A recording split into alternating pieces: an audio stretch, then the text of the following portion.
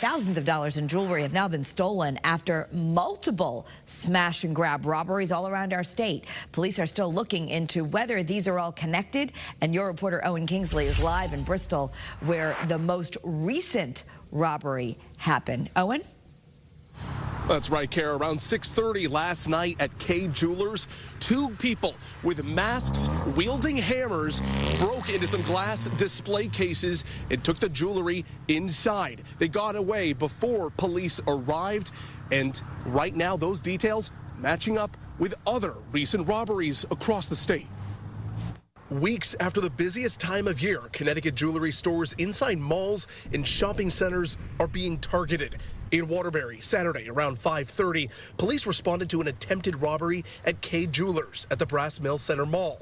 The suspects fled before police arrived and stole nothing.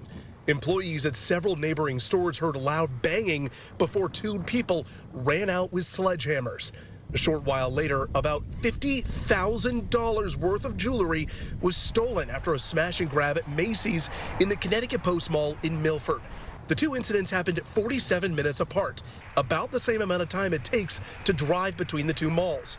We spoke Tuesday with a technician for a company who repairs display cases, who says he's getting more and more calls for these fixes. This is going on all over the place. I mean, it seems like a common occurrence. They'll smash it and they're gone in like 2 minutes.